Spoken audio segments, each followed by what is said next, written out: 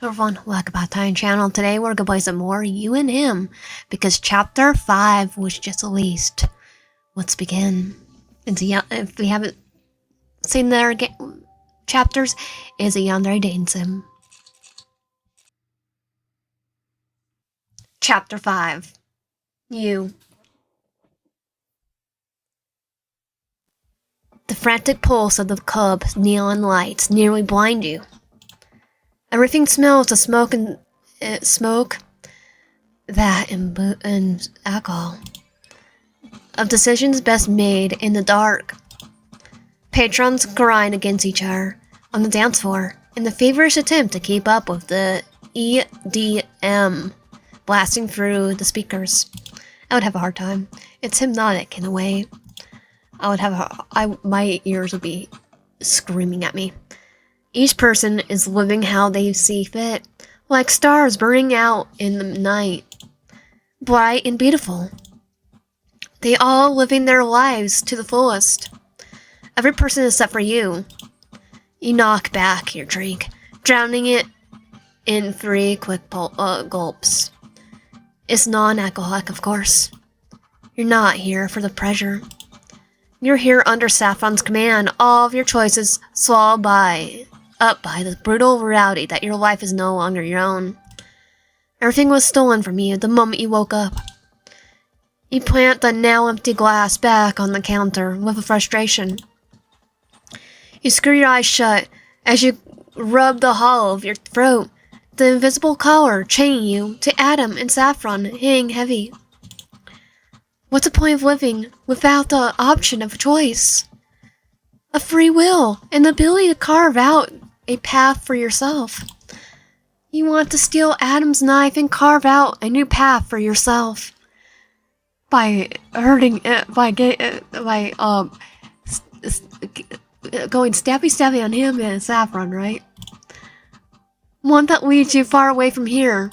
Yes, that's probably what. To a place of safety with your family remaining escaped. Or at least what's left of it. It feels so hopeless. You idly circle your thumb around the rim of your cup. With each choice you made, you feel like the path has narrowed out with the rest of the branches trimmed. You feel like you have nowhere left to go. How much longer can you keep going like this? How much of yourself will you lose in the process? You want to sink into the tar of despair. To let the traumatic events finally settle into the marrow of your bones. You're so unbelievably tired. One human can only take so much. But if you give up now, then an image of your uncle flashes through your mind. Blurry, but ever pleasant. No. You shake yourself out of your moment of self-pity. Oh yeah, because they're gonna hurt him if we don't. I have to keep going. If not for me, then for the people I care about. I'll find my chance. I just have to keep an eye out. You can keep fighting. You haven't hit your limit. Not yet. I got this. Take in a deep breath. You feel your normal resistant self returning. Right on time. As a familiar figure slips into the empty bar stool next to you, his mouth twisted into an empty internal scrawl. Find anything? Adam tosses a crushed cell phone onto the countertop. The screen completely craved in like someone ran over. He was here about an hour ago. One of the dancers located his phone in a back alley on their smoke break. I guess that explains why Saffron's app pinned this as its last location. A muscle flusters in Adam's jaw. He rips off his cap and scratches a hand through his wig, carefully not to knock it off his head. Smoke curls in front of him. Adam scrolls become a partial snarl. His eyes cut to man smoke a few seats down. He looks like he wants to tear the cigarette out of the man's gasp and use his skin as a makeshift ashtray. Yeah, that's probably exactly what he's thinking. Instead, he pinches the brim of his nose. Of course, this is where he'll choose to frickin' come and waste away his sorry frickin' excuse of existence. It reeks of people like him. Now we have to question where he went from here. That's everyone's guess. You're unable to throw out any useful hypotheticals or guesses. Your impression of the remaining cake members is non-existent thanks to the fact that none of them show up back at the hotel we're supposed to meet. By the time you reach the designated meeting area, Saffron got a call. King calmly explained the scope of the situation. Kane had gone missing. Oh yeah, that was what happened last chapter. At least hinting at it. He and Ethan had set off to find him, but they needed more hands on deck in order to do so. Which is why you're now at a club of all places instead of sitting in a hotel room. At least we managed to dodge the paparazzi. You'd think with a sigh as you flagged down the bartender for another drink. But I'm pretty sure finding MIA band members isn't part of my technological job descriptions as a social media manager. Well, when you want to stay alive is pretty unprofessional, if you ask me. Yeah, if we want to stay alive, though, it's professional when we have to stay alive. Not that matters. You're just playing along. And plus, social media manager, we might be able to at least not put it in a different perspective. You're just playing along. For now, are King and Ethan meeting us here? They're searching other bars in the area. We can cover more ground with us splitting up into two groups. But we'll probably run into them at some point. He doesn't look too thrilled at the idea. I see. Then, any idea on where we go from here? Elm tucks his hair back into his cap. Yeah, definitely hair. It's wig. Check alleyways. See if he passed out in the gutter somewhere. Maybe even the bathrooms. Or at a different bar. Maybe we should check the bathrooms here. There's also a possibility he went home with someone. There's a chance he ran into trouble that way. You think he got hurt? I think it's more likely he's freaking someone in a bathroom stall. Seriously, Adam, I don't think that he's probably doing that. He's probably depressed as heck. Is this the sort of thing a common occurrence for him? Adam gives a deserved snort. He's a chain smoker and a drunk. Of course, it's common occurrence. I think he's depressed too. From what we've seen in these games. He taps two fingers on the countertop, snagging the bartender's attention before they pull away by other patrons as they complete this new information. Publicly, there's an air of mystery surrounding Kane, and it's part of his appeal, given what you've seen from his fans. He's always labeled as the silent but confident type. Well, I don't think he's confident. I think he's depressed. The man who has little to say, but makes one heck of an impact when he does offer up a few words. You're not surprised that he's a party boy. Kind of fits with his brand, the mysterious bad boy. Adam pours a glass of water and takes a small swig. You raise a brow. Not a fan of alcohol or cigarettes, I see. Neither am I. Adam pierces you with his flashing red eyes, the hand around his glass tightening as he sets down his glass. What about What about me would you say otherwise? I can't stand either frickin' or. So your drink before. Once, never again. There's a store there. It's not a question. Adam doesn't respond like this. He simply pulls from his glass. It's an embarrassing one, isn't it? It's not irrelevant to the situation. We need to find Kane, and it's clear we should keep searching. He stands up and tosses a wad of cash onto the bar. Come on, we're done here. He blinks, stare at the crumbling up hurled $100 bills. The bartender does too, living life without having to double check your bank account balance or the money you throw around. What's that like? I don't know. Could be you, that's for sure. Definitely not me. You follow Adam towards the exit, fumbling to yourself, eyeing his pocket where that thick wallet is. Maybe if I could rob you, we could start fresh. My uncle and I cannot change our names, move countries. What was that? Speak louder. I can't hear you with all this darn noise. Just wondering how much your net worth is. I don't know. Saffron would probably have a better estimate. Why? No reason. Definitely not planning on your stabbing you and taking off of your money now. But then again, we both know that wouldn't be very.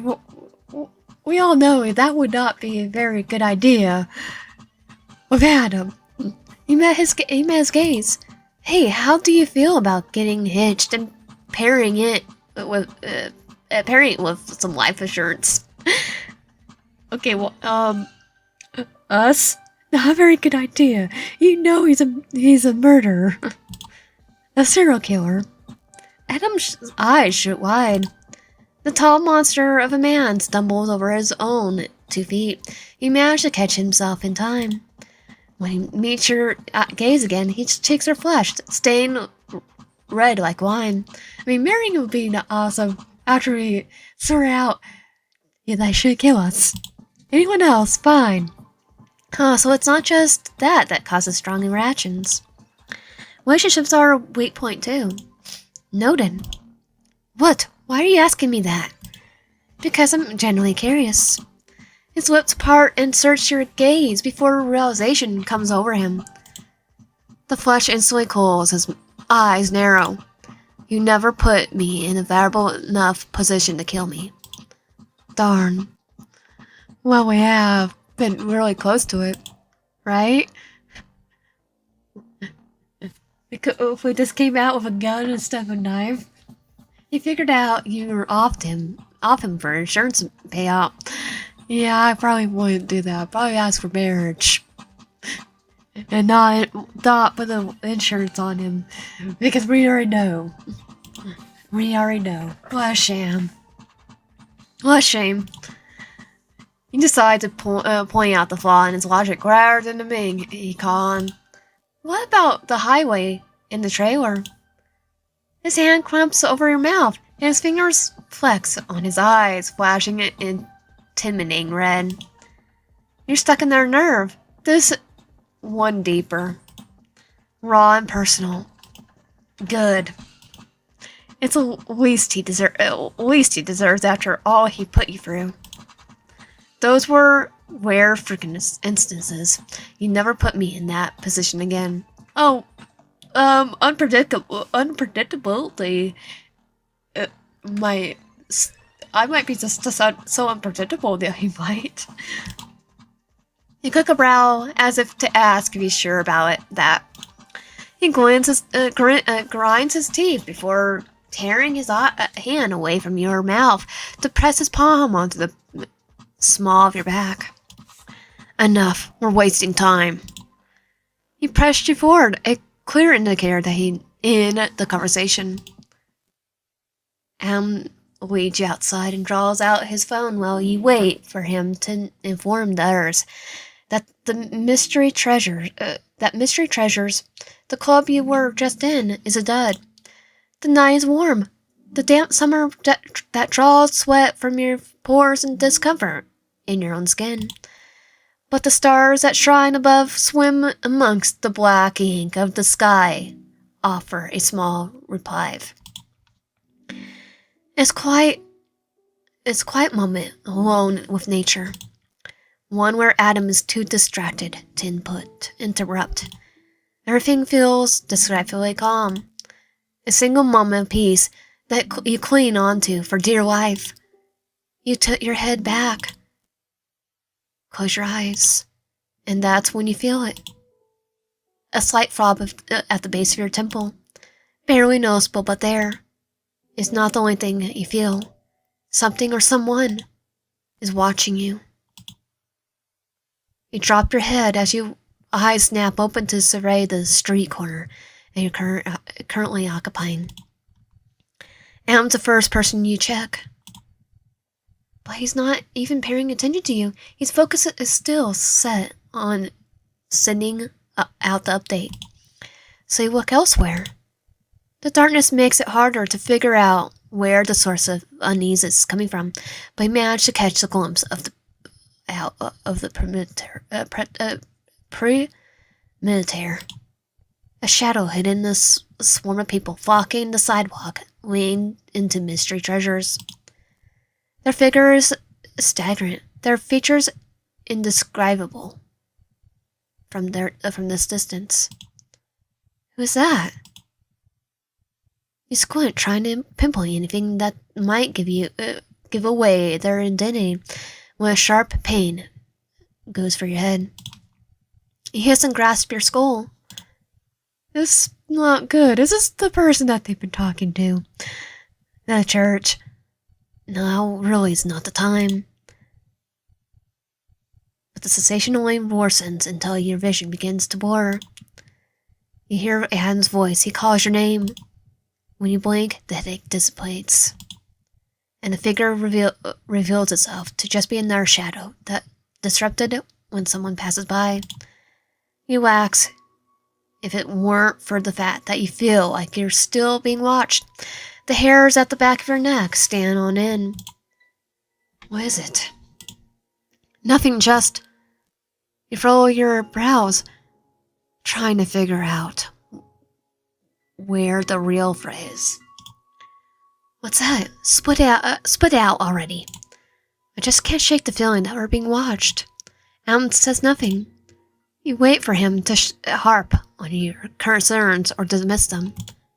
He takes you by surprise when he simply puts his phone away, his eyes cutting from person to person before wrapping an arm around your shoulders and drawing you close. He tugs down his cap, but his eyes remain observant from underneath the bill. Then that's our cue to leave this way. Adam does cut through the alleyways, only sparing them passing glances to keep an eye out for Kane. He walks under the glow of the streetlights. Every flicker of the movement draws his attention. Cars, pedestrians, you name it. Nothing slips by without his notice. He cuts you closer into his side whenever someone decides to walk past you two. His body tightens, a weapon ready to fight. I'm surprised you're taking me seriously. You say once he reflects. After a woman wearing headphones passes by, rocking out and barely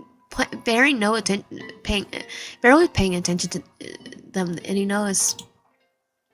Prey tends to know when they're being watched. It's better to listen to your base instincts than brush them off. Did you seriously just call me prey?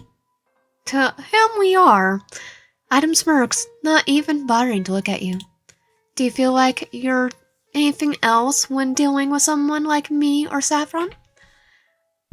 No, I feel like I'm going to decide to become Ghostface. Decide to be the twist villain, become Ghostface. Yeah, ticked off. He tries to stomp on his boot, but to no avail, as he easily dodged the movement. Smirk reverts back into a scroll. Stop freaking around. If someone is really watching us, then it's best we get to a crowded area, somewhere with plenty of eyes. The next club is on our list, should suit us perfectly. What? What, not going to confront them and stab away your problems like usual? Come on, you're Mr. Stabby Stabby. Adam, Mr. Stabby Stabby. Like you tried with me? You shake your head. I see how it is. Keep running your mouth and I'll let my knife occupy it. Which knife are you talking about here? The one, the metal one, or the one that's...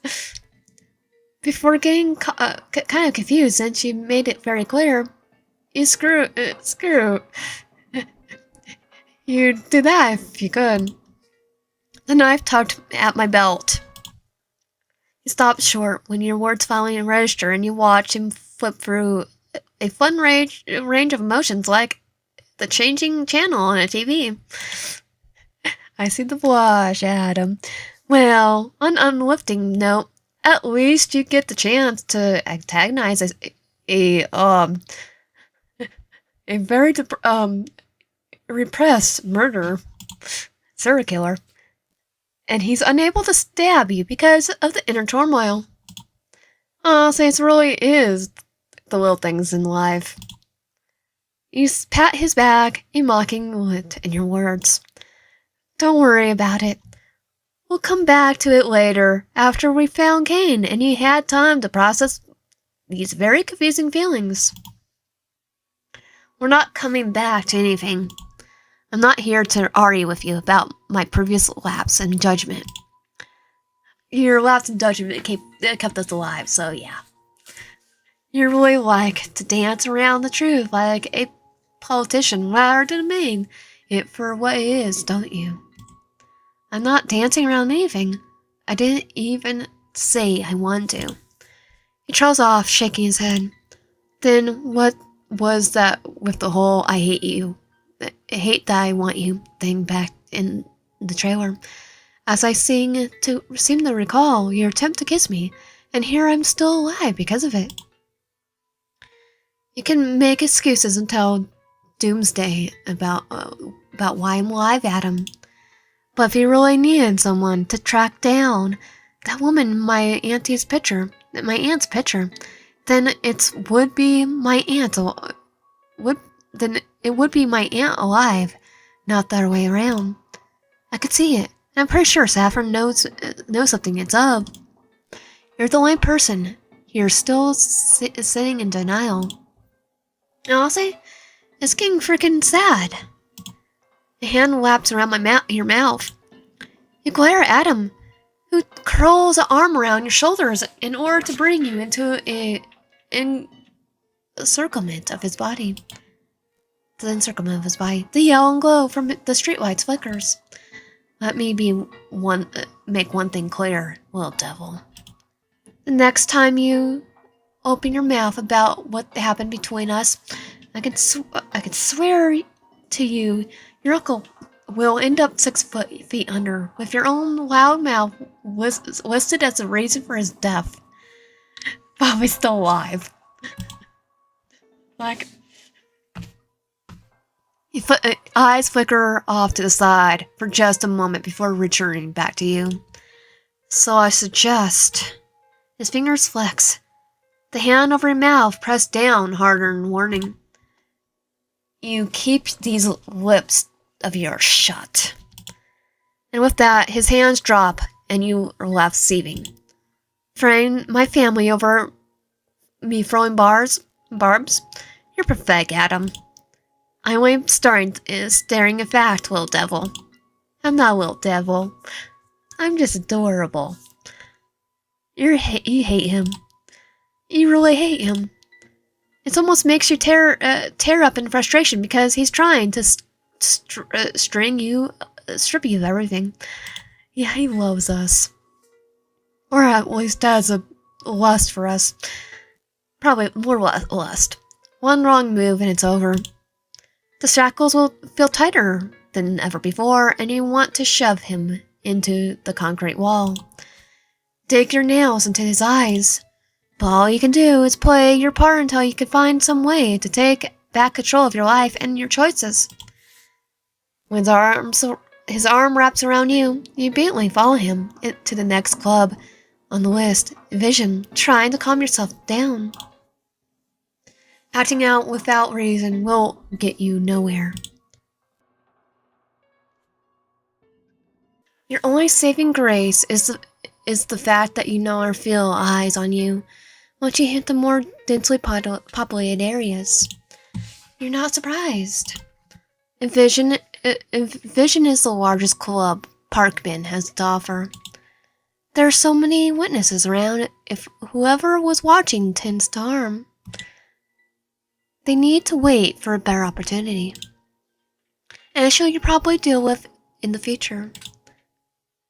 For now, you and Adam bypass the number of people waiting to get into the club. The lines start to building entrance, before stretching down the sidewalk all the way towards the end of the block and disappear around the bend. The bouncer takes one look at you two. He frowns. What do you think you're doing? Get back in line and wait like everyone else. Adam takes this in stride. He reaches into his back pocket and pulls out his wallet and flashes him his ID. The man's eyes practically pop out of his skull. He looks from the ID to Adam, then back again, trying to discern if he's seeing the real thing. Adam lifts his cap to give a better perspective. Strands of his purple hair peek out, as does the scar over his eyebrow. Please keep this between us. I'm just here looking to meet up with a friend. The bouncer clears his throat and steps aside after unclipping the rope to let you two through. Of course, Mr. Garden. Right, this way. A few people in the line voice their complaints, but they drown out as soon as you step inside. The trump of music in a narrow hallway, with an escalator climbing onto the second floor, greets you both upon entry. You stride in up until you drop off on the second level. Adam steers you up towards the bended curtain, lifting the strings out of the way and ushering you to the other side. Your jaw drops. Holy! Misty Treasures was nothing in comparison to what you're bearing witness to. The floors are jam-packed with human bodies. You could practically feel the heat and sweat dripping off them, and they sway and grind to the song's fast tempo. Professional dancers dressed in ripped clothes throw their heads back as if they're happy as they dance, and as if they dance at small elevated platforms. Dude, what? Nightclubs really have professional dancers? I thought it was everyone. It's good thanks to the flashing lights. Finding Kane in all this won't be an easy task. You take a step forward to try to get a better view, only for Adam to pull your flesh against his chest. Okay. Definitely won't mind it. You peer over your shoulder at him. Mind letting me go? You're to stay with me at all times, little devil. I don't need you wandering off and getting lost or escaping. You pinch your eyes skyward. Yes, because I'm definitely get lost, taking 2 whole steps away from you. Oh, I definitely would. Run away. Forgive me for forgetting I'm so incompetent. Whatever would I do without my dear stalker taking care of me? To be fair, he's not our only stalker in this channel. His lips curl into a snarl. I miss when we're screwing. It's freaking unconscious. And I miss having personal space, independence, and freedom. Neither of us is getting what we want. But since that's gone now, I guess we both gonna have to deal with our mutual disappointment, pretty boy. I told you not to call me that. Do I look like I care? I definitely don't. You can see the give zero scraps look. You look around the room like you're looking for any scraps that you have left to give before refocusing on Adam.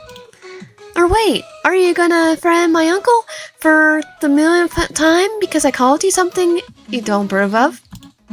I could call you much worse, Adam. The English language has a colorful vocabulary. Very colorful, and it gives great words, too. If you don't like Pretty Boy, then I could find a far more suitable nickname for you. Free of charge. Are you done? No. I can name quite a few. I don't know. What do you think? I think he cuts himself off. His eyes fixate on a spot right above your head, somewhere on the third floor. His lips curl into a snarl. What does that fricker think he's doing? Oh, there's Kane. He turned to see what Adam's talking about, and noticed a semi-familiar head of the green-haired standing semi-familiar head of green hair standing in the third floor where only the VIPs can go. The man leans against the railing. The end of the cigarette burns cherry red between his fingertips.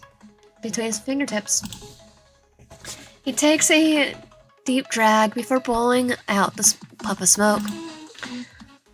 Light dances around his form, illuminating him in blues and pinks and reds and greens. But unlike everyone else who's having the time of their life, something about him feels like the equivalent of a black hole located at the center of a solar system. A sort of emptiness is surrounded by a glittering light that bags under his eyes to watch. It's like he hasn't ever had a decent night's rest. Darn. It's almost like killing people weighs on your mind and subconscious. And yeah, I think it's why that they all do it. But if he's part of the Mickey Mouse murder house, the fact that it affects him in some capacity is better than what can be said for my current company. I like the name Mickey Mouse Murder House. Damn, that bar is really freaking loud, isn't it? It's just straight up in heck at this point. Sam's probably using it to play jump rope. You think to yourself when your hands wrap around your wrist. A hand wraps around your wrist, and suddenly you're being hauled into the crowd after Adam. Stop spacing out. Let's catch him before he screws off again. His eyes never waver from where Kane is standing as he pulls out his cell phone with his free hand. He hits the speed dial and presses the phone to his ear. He wavers through the crowd with ease. We located Kane. He's at Invasion, and we're heading his direction now. Tell Ethan and King to get over here and keep an eye on the exits just in case he tries dodging us. Adam hangs up, giving the person at the inn a chance of response. Spawn. You assume it's probably Saffron. Good to hang up on Saffron. Shouldn't we just try grabbing his attention? Adam returns his phone to his pocket. Oh, he doesn't know us, right? He remembers you, so you hip to hip. Don't bother. If he sees us, he'll do everything in his power to tick me off and make this much harder than it has to be. You're here, and here I thought you get along as well with other people. Definitely don't. You mean to tell me there's someone out there who actually hates the Adam Garden? One of the most down-to-earth celebrities known to man? More than me? person knows his true personality? with a couple, just me and a couple, how long ago? A couple days ago? You ooze sarcasm, briefly taking your attention off of Kane to eye the veins ticking at the base of Adam's jaw. People like him in particular have a special way of taking me off. Reminds me too much of yourself. He cuts himself off and presses his lips into the firm line. Too much of someone? No one. His dad? You give him a cursory glance. Then remember, you don't really care to hear about his backstory enough to figure out what he means. I kinda do. Learn about his backstory, then learn more about his motives. He has nothing to do with you. And knowing what he's referring to wouldn't change anything. Well, get to know him better. You're still trapped. Your attention flirts from Adam to Kane. And you find your gaze colliding with his, realizing that he's been staring at you. If the ash gathering at the end of his cigarette is anything to go by. His brow is furrowed, like he's trying to puzzle something together. But by his expression, you'd think he's seen you somewhere before. Probably on Adam's list. Then he seems to finally register Adam's presence. The confusion gives way to detachment, and he pushes away from the railing, sparing you one last glance before he disappears. Crap. Adam picks up the pace and reaches the base of the steps leading up the third floor. He wastes no time to flash his ID, pressing through the security with ease as he hurls you up in the third floor in search of the other man. Adam grabs one of the waiters by the shoulders. The man with piercings, green and black hair, about 6'2", pass through here. They're all taller than me.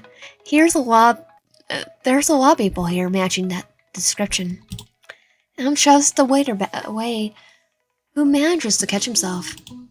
He huffs as he walks off. Useless. And here Saffron was worried about me running your image when you do it all on your own. Good thing you're in disguise. Imagine the buzz from the media if you weren't. Can you just shut the crap up for 5 seconds? You and this club are giving me a freaking headache, and I can't think. Yank your head out of Adam's grasp. You know, if you weren't such a butt to people around you, you wouldn't be dealing with this issue.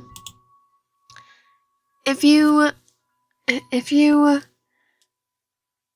treat him the same way as you treat me, I'll take one look at you and cut bail too.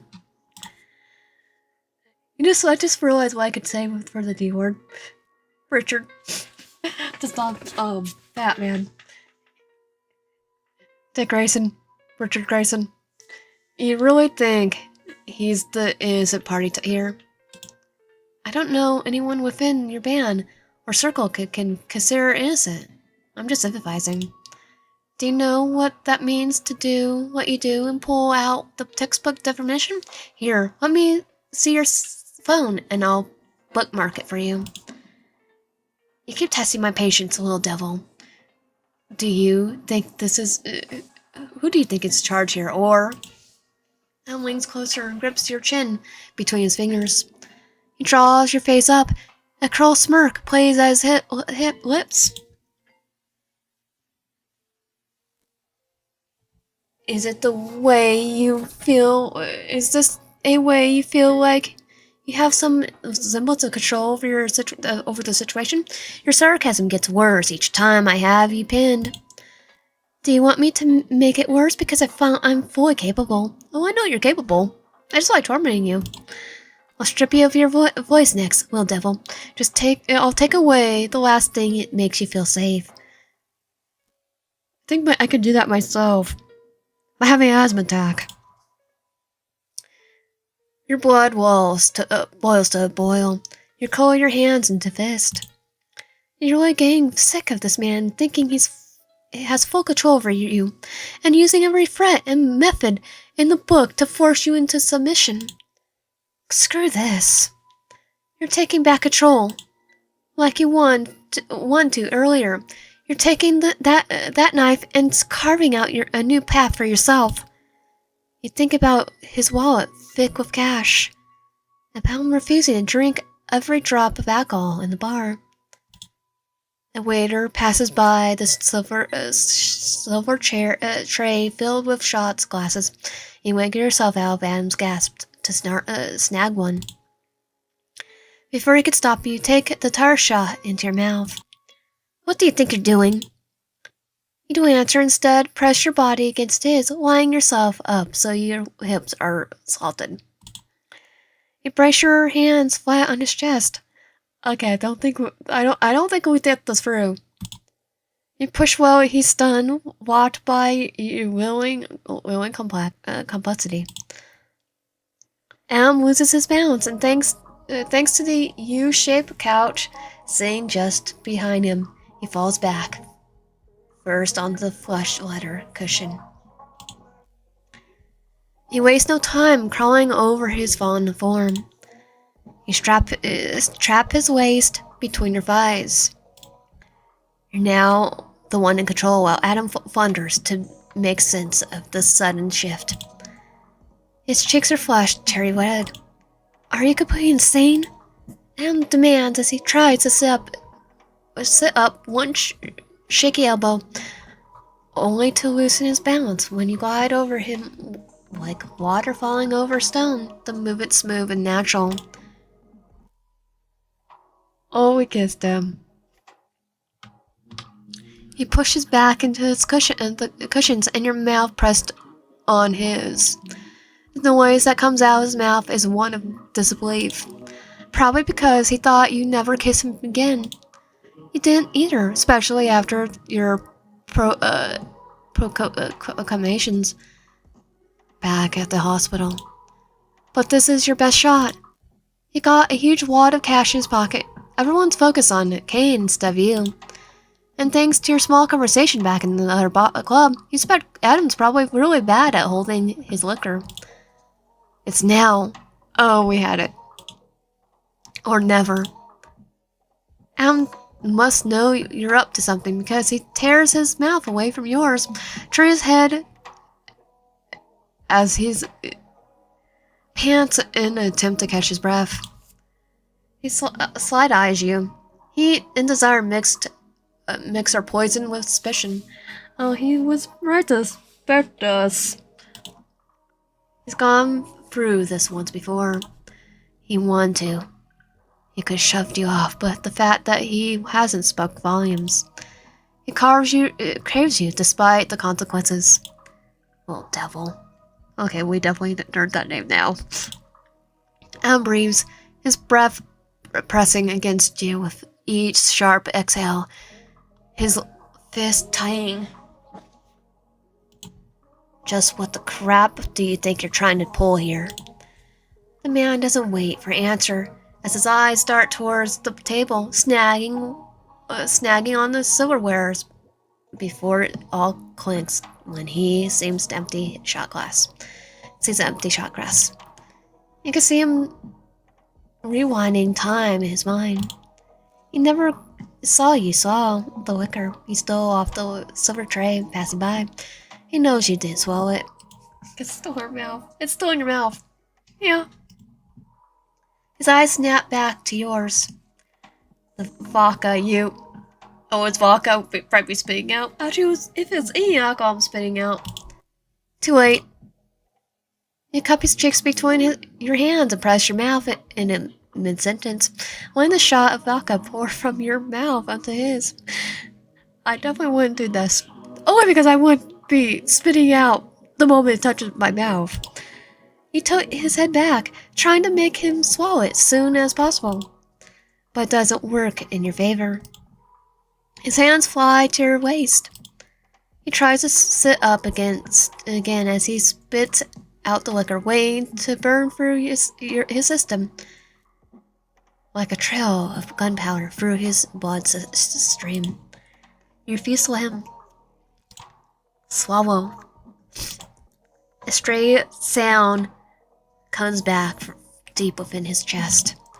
He's struggling. He's too weak to your limbs, to your kiss, to your body. You're too focused on getting him to swallow the alcohol that you haven't noticed the small crowd forming behind you until you hear a whistle.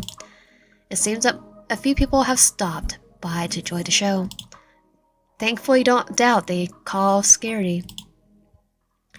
There's a few people doing the same thing upstairs and downstairs, so it isn't uncommon.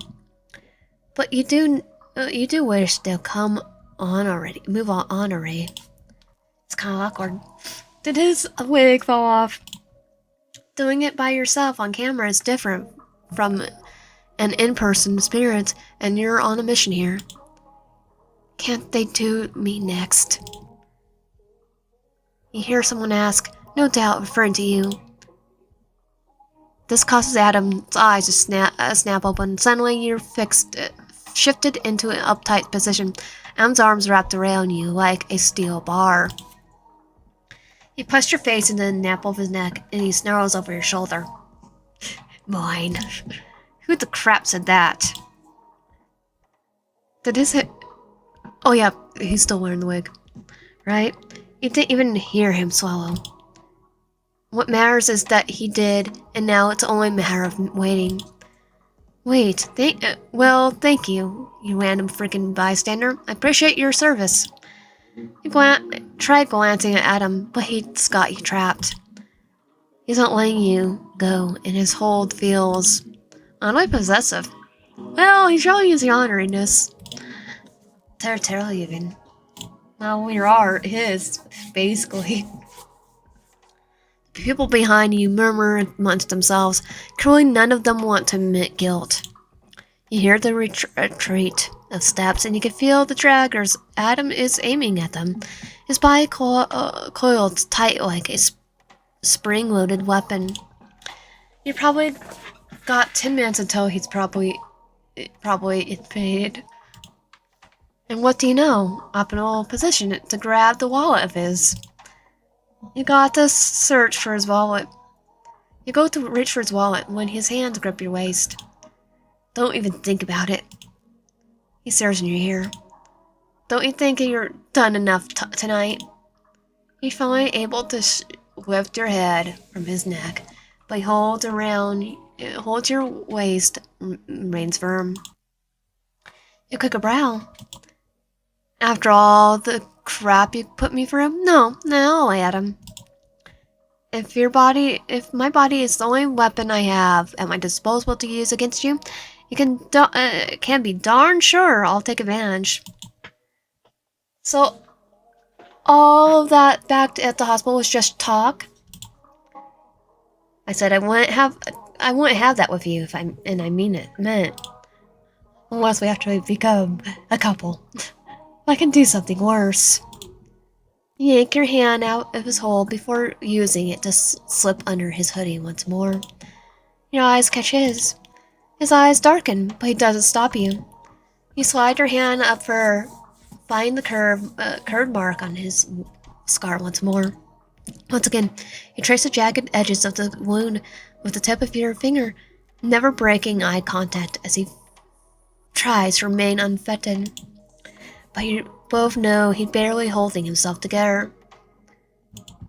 I can bring you so close to the edge. You say, your lips gazing at Adam's ear, his breath catching you as you flatter your arms against his scar, and then rip it all away from you. I'll show you exactly what the heck on earth feels like, pretty boy. Like I'd freaking sit here and agree to that. Isn't that what you're doing right now? Your eyes flicker down to where you're still actively sitting on his lap. You had ample opportunity to shove me off you, and we both know you're strong enough to do so. You've proven so much as a second ago to tell that guy off. You flip the hand that was tracing his scar and slide your hand across his stomach. His breathing turns ragged as you toy with him. I'm not. He hisses as you press forward. Going to keep denying it? Alright then. Push me off your lap, Adam. That's all you have to do. Just do what you say you're capable of doing, and you prove to both of us that you're the only one in control here. I'm wrong about why he's still alive, that you're not truly attracted to me. Come on, pretty boy. You draw your face closer to his, your lips barely tracing his as you taunt him. Prove me wrong. There's a moment where the words feel like it still goes still. Like it's just you and Adam tracing a singular moment. Well, everything is still continues on. Adam wars with himself. He battles between lust and logic. One need, truth and denial. A need to deny. The way his blood surges whenever you're close. The way his pupils expand until they're almost consuming the whole of his irises. One that robs him of all reason, carving the only thing you can satisfy. You see when the scales tip. You can see when the scales tip. His wraps both arms around you, carrying you against him, his lips picking back into a typical snarl. I freaking can't stand you. You crush your mouth against his to shut him up. Lust won. You have won. And it's about 10 minutes or so, you'll be free. You just need to distract him until effects of the alcohol hits. It's not hard to make him lose control, or all sense of time and reason. As much as he tries to deny it, it's obvious that he wants this since the day you'd escaped on the highway, forgetting his desire to kill you with a carnal need. His words are please start to soar together. You've given the alcohol enough time to work its magic. Now all that's left is Am's left grasping as you toy with him. You keep his mind and body occupied while you slip your hand into his pocket to steal his phone and wallet. He doesn't notice a darn thing. You drop his phone into a glass of water in order to keep him from contacting the bad about your inevitable escape. You smutter a smile as you tuck his wallet away. You finally receive karmic justice for the destruction of your phone. It's at this point you start pushing Adam towards the brink of insanity. You spare him no mercy. He's left gasping for air, and right as he's about to hit his breaking point, right as you got him right where you want him, you stop. Adam looks confused as you sit up. You smile as cruel. Huh? Little devil. His eyes are half lidded, and there's a slight smear of blood on his lip where he broke through the skin when he looked up at you. Why did you stop? His shuffle is clearly uncomfortable, but it's an H. It won't smooth. I told you before, didn't I? How I'll take you to the edge? You slide off his lap before turning to face him with a cruel smile. Only to rip it all away from you? What, did you think I'll lose myself in you? Sorry, Adam, but you want me, and I'll never want you. Are we sure about that? Are we sure? You go to leave when fingers wrap around your wrist. Don't go. Too dangerous. Rest his forehead against your back, the warmth of his breath seeping through your shirt as he pants. He's unsteady, knocked off kilter from the vodka. Oh yeah, he's definitely feeling it. Looks like your assumptions were right. He's bad with liquor. Was it so hot? The room, it's spinning. He snuzzles his face into you, and you bristle at the sensation. Plot twist, he's a cuddler. Let go of me, Adam. You know this would end if you didn't push me away. How this would end if you didn't push me away.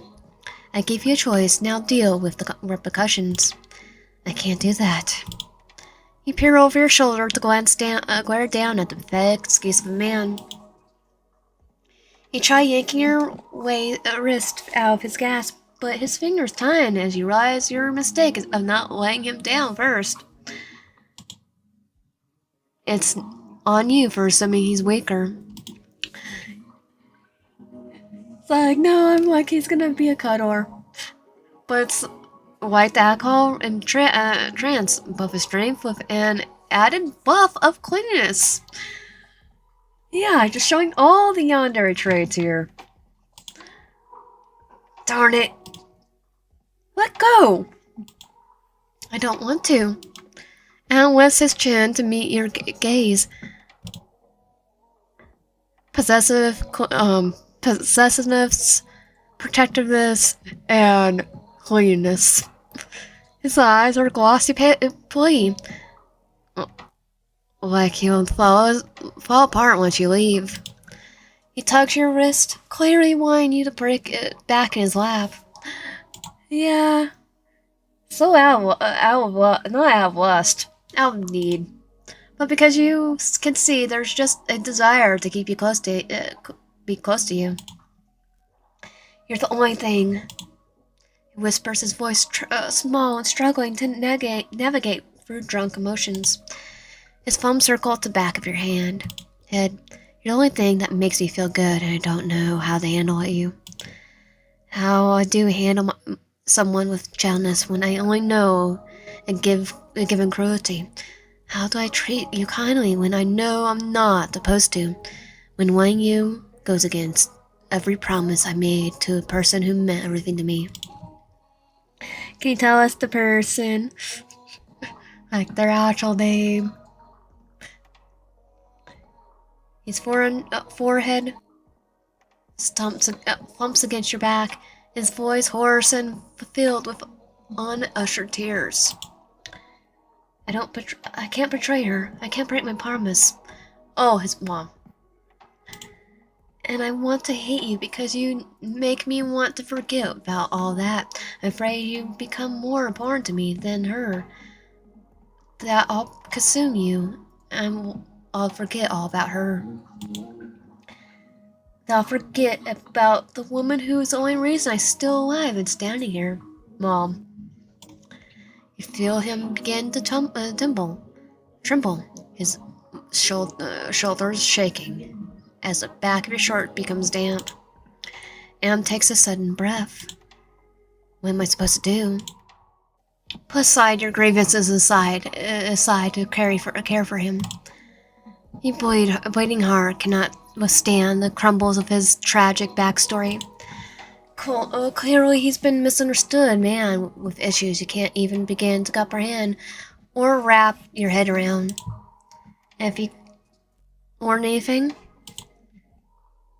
it's such a good idea to care to a man who treats you poorly. Do you want to talk about it? It feels strange talking to Adam this gently. You're not sure how to handle it after everything that's happened. But the coals in your anger have fizzled out. Your fire, your drive, it's gone away. To get away is gone. In its place, your need to comfort him, despite everything he's done. Friend to do. Anne's grip on your waist gets tighter, and he rubs his forehead into your back, not wanting to deal further about what's going on in his head. I just want you to stay. Don't go anywhere. It's not safe. You keep saying that. Why do you think it's not safe? Can't say, Are you okay? It's hot. In the room, I can't stop it from spinning. His fingers from around your waist, and he looks panicked when that you're gonna leave, but you simply turn towards him. He's flushed, disfaved.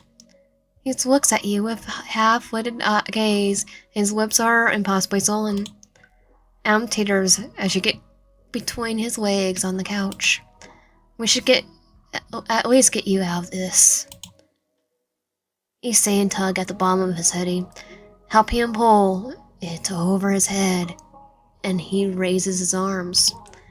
He tosses the hoodie inside and he wraps you in an embrace, burying his face into the crook of your neck. So soft. His hand glides up your stomach, your ribs. It's less of that and more intimate. You don't push him away. We should probably get you some water and something to do with the alcohol at least. No, I'm fine. His body begins to relax and he sounds like he's starting to fall asleep. Just don't leave. Stay with me. Anne mumbles into your skin. Don't go anywhere. I won't. You promise. At least not until he falls asleep. Then we run away. It doesn't take long for him to pass out, and his soft breath warming your skin. His chest rises and falls, even and steady. You're at a loss for what to do now. You can't really make up your mind as you disentangle yourself from Adam and lower him against the couch cushions. Looking down at him sleeping like this makes him seem innocent. Yeah. What happened to him that caused him to be like this? He does look innocent, but he looks like he's gonna kill us any moment too. You want to know, to find out. And doing so, maybe means you should stick around. Insane as that sounds. Decide to at least head to the bathroom to wash your face off. Then you can grab him a glass of water and something to eat to absorb the effects of the alcohol from the bar afterwards. The bathrooms are surprisingly empty. An odd state of things, but you take it. You head to the mirror and stand in front of the sink. Your own lips are swollen like Adam, and your clothes are in disarray. You tug aside the collar of your shirt. At least there's no hickeys for you to hide. You can't say the same for him though, because we did it. You claim the crap out of his neck. I can't betray her. I can't break my promise. The way he said it made him sound like so torn up. His mom. You wonder who she is as you turn on the faucet and cup cold water between your palms before washing it over your face. You don't spot the man coming up behind you. You don't see his dark intent or the blunt weapon he's holding. And when you lift your head, it's too late to duck as the man brings his weapon down to full swing, causing your head to crack against the mirror. Then again, when you hit the sink, you collapse on the glass-covered ground with your eyes staring up at the bathroom ceiling. Unseeing, unblinking. You're now dead, all because you stuck around to take care of a man who did nothing but hurt you and hadn't proved himself yet otherwise. He died because you coddled him. You died because you put aside your priorities for him. You died because you were going to let Adam get away with this. Bad and 6, a lack of accountability. Well, now that we know we can't coddle Adam, we're gonna go with you feel no empathy. Oh, you feel a tinge of empathy, but it doesn't negate what he's done. You can feel empathy while still holding this crapper accountable. Those feelings can and do coexist. This is definitely true for you. But that doesn't mean you're not angry, that you don't hate him.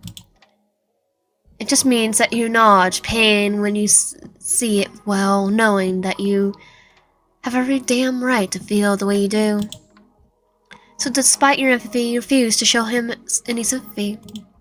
Are you done? Adam doesn't respond. You huff at the humorous laugh, shake your head. I can't believe this. What? I'm supposed to feel empathy here? After everything you've done up to this point, hurting me, stalking me, killing my aunt, fraying me, blackmailing me. The list could go on, except expect me to what? Stick around because you got some hidden tragic backstory or whatever. This isn't a piece of fiction, Adam. You treat me like a human being. You've treated me like crap. You've done horrible things to me. Excuse me if you I can't be barred to scrap any remaining craps I have.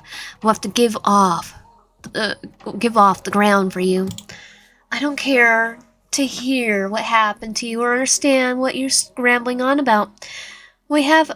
We all have our baggage on. You sure as heck didn't bother to ask what mine were. We tore apart my life. Now you want me to humanize you? Please. More to humanize everyone else and stop killing innocent people. Then maybe we could talk. I don't kill the innocents. You can't help it. The denial is so appealing that you bark at a harsh laugh. So what? You saying I deserve this? Fine, let's go with that. Then what about my uncle, a man who has nothing to do with any of this? A man you don't even know personally. What about him? He finally managed to jerk out his gasp with an "Screw off, Adam." Adam tumbles, barely catching himself from falling as you stalk forward. Wait, You spare him one last glance as he presses a palm at his forehead, no doubt feeling the room spin. I hope we never meet again. You sit quietly before letting yourself get swollen up and into the fold of bodies. Him. Ooh, nice. Nice touch. Adam. Ooh, nice touch.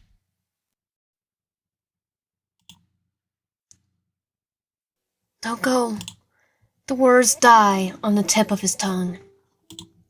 You sense fade into the crowd and don't hear him, even if he manages to say it again. He screws his eyes shut. The crack fissures through his chest like lightning piercing the night sky. He needs to get up, to go after you. But it's easier said than done when his lips feel like rubber. It's even worse when he weighs down all these emotions, none of them leading to anger. Anger for Adam is the easiest emotion to handle. It creates drive, determination, purpose. He's not used to this convulsive sadness bleeding through his chest, infecting his lungs, and the way that he breathes, making it impossible to think coherently. He feels like a child, again thanks to his current inability to control the flow of his tears. Before, tears meant pain. Bruce's pain beneath his skin, paintings of someone else, rage hidden through the curtains of his second-hand shirt.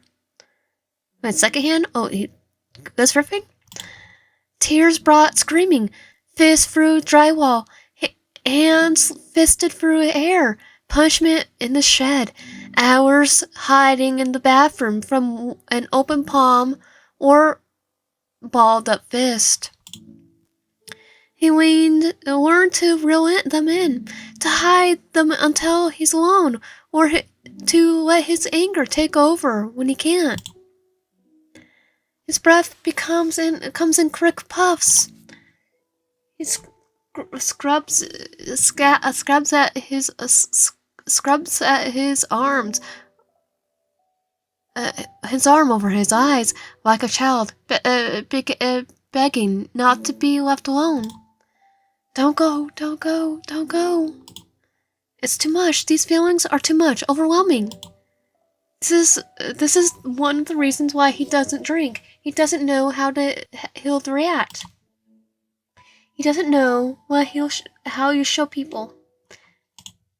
Don't go, don't go, don't go.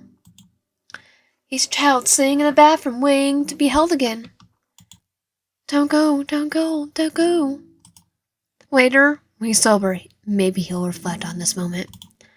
He probably even understand why he felt this way. He probably won't even understand why he felt this way. He won't understand why he said the things he said, or why he clung to you like a lifeline. Maybe he'll think he didn't mean it. Maybe he'll think it was the alcohol's fault. Maybe he'll tell himself that there's no way you become the most important person in his life because of his attraction to you. Maybe Adam will believe the lies he tells himself, seeing them as truths. But right now, the only thing that matters is finding you. The one thing that makes him feel good. So Adam hauls himself up on unsteady feet and stumbles towards the direction you stalked off to. This time he doesn't speak. He seeks you out like a hunter stalking prey. This time he seeks you out like a lost soul seeking sanctuary. Cain.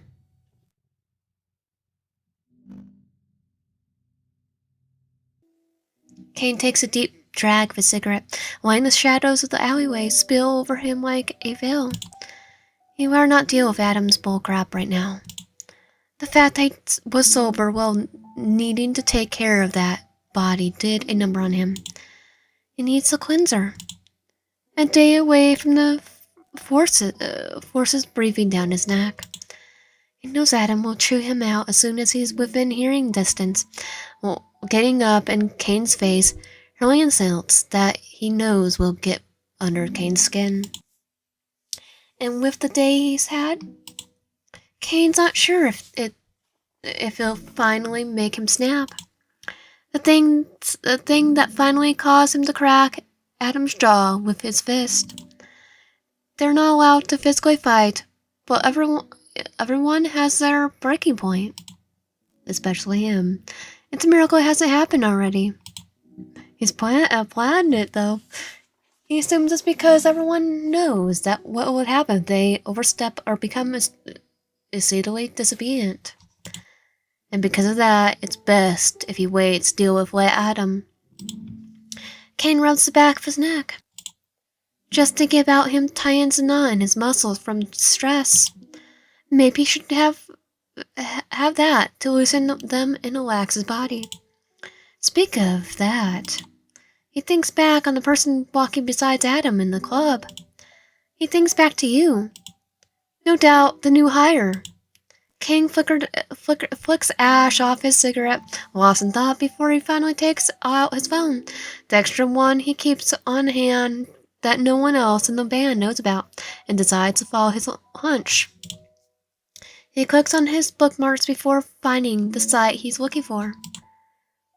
OnlyFans. Oh, because we have OnlyFans.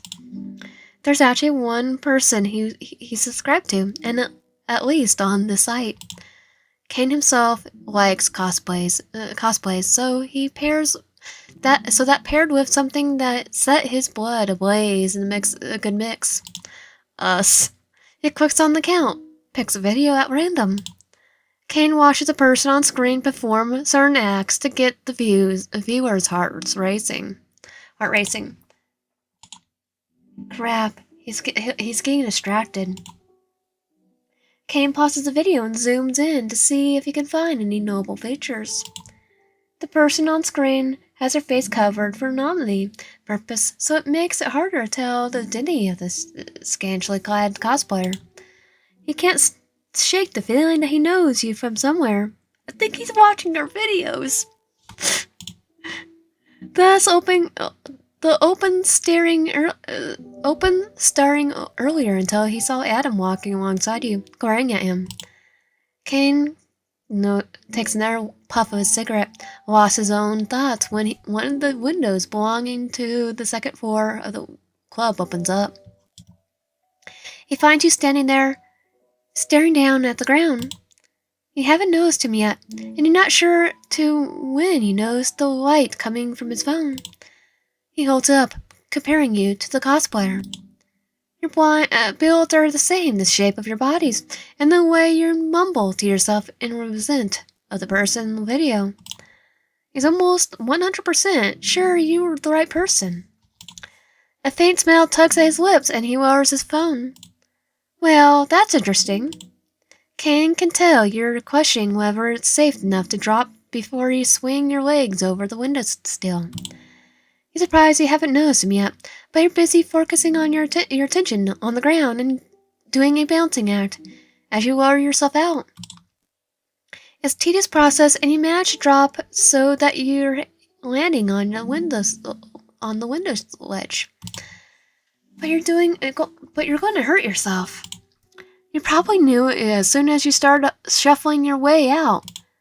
You can't help but notice Adam's not with you this time. He's not sure of your relationship with Adam, but considering you're calling for a window like you're escaping a bad date, he could guess it's not good. Not that that's abnormal. Definitely not for Adam. Adam doesn't like anyone. Kane drops his cigarette and crushes it with the heel of his sneaker. Need help? His voice seemed to catch you off guard before your hands slip and you start free falling. Crap. Kane catches us. You.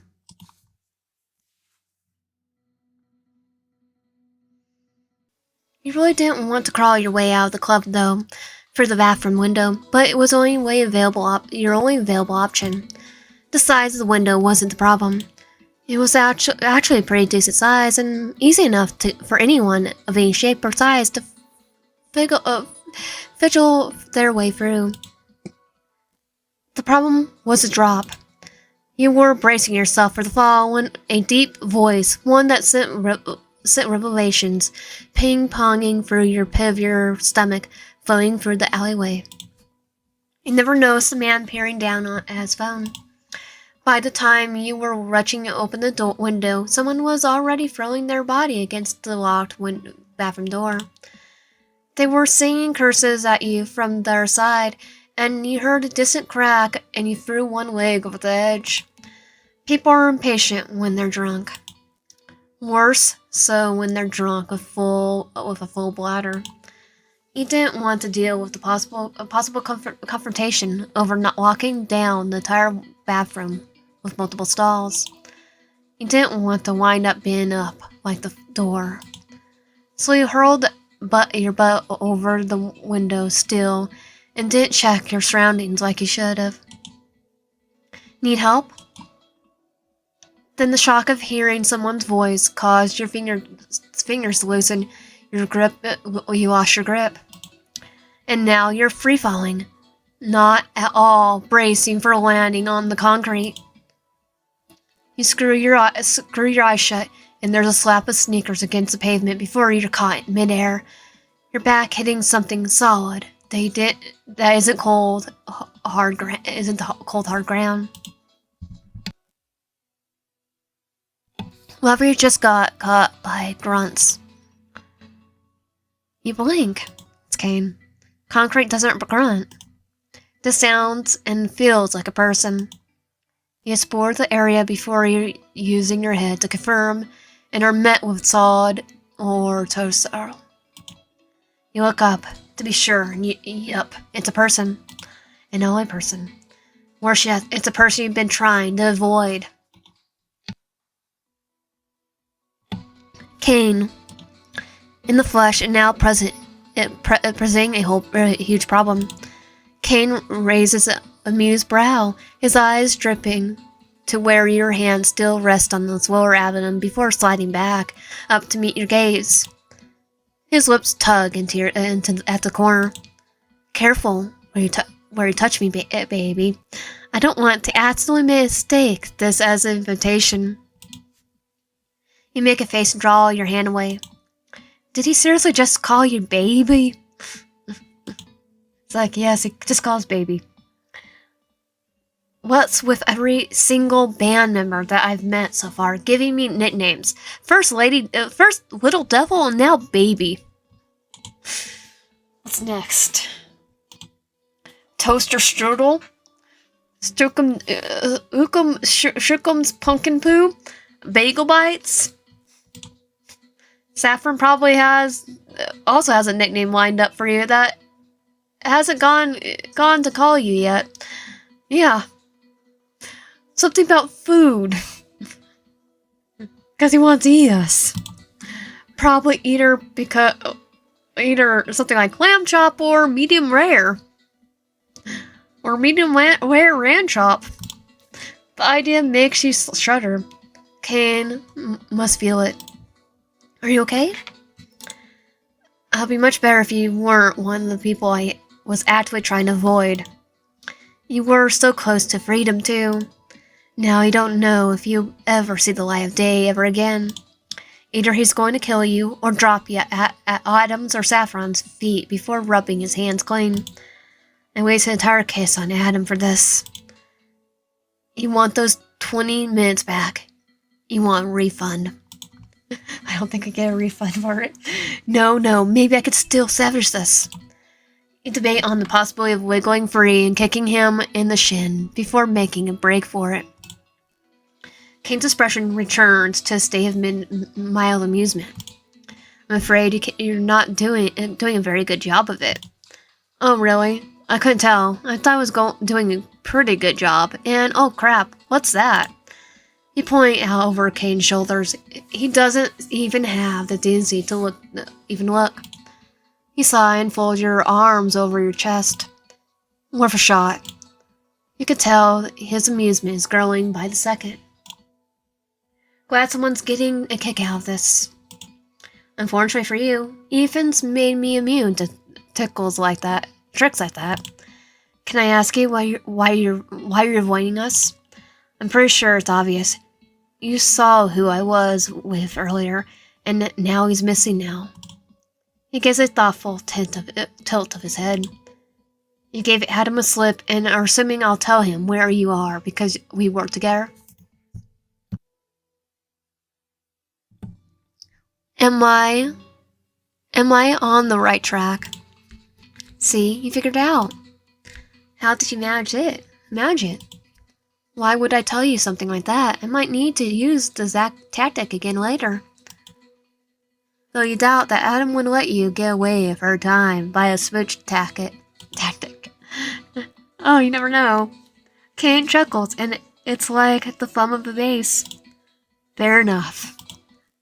To your surprise, Kane sets you down on your feet before taking a step back. You turn to face him. What? Are you going to see if I'll follow you willingly or first or something? Kane pulls out a cigarette and lights it. There's a few cigarette butts littered around his ratty Converse sneakers. I know a thing or two about avoiding Adam. I know even more about running away from when you are in a situation you don't want to be in. I don't know what's happened between you two, but... He gives a small smile and He turns his back on you and leans against the alleyway wall. Smoke billows upward towards the night sky. What I do know is that I never saw anyone passing through here, fitting your description. I've been out here alone, talking to myself, that's all. Okay, you're sweet. You don't believe it for a damn second. Oh, I kind of believe it because he hates Adam. This is a trap, isn't it? As soon as I turn my back on you, as soon as I start to feel anything close to resembling hope, you're going to pull a rug out from underneath me. I know how Saffron and Adam work. This is where you get your sick kicks. If you're really worried, check my pockets. I don't have any weapons on me. He takes a deep drag of his cigarette, unbothered by the venom in your voice. You don't move. You're shaking.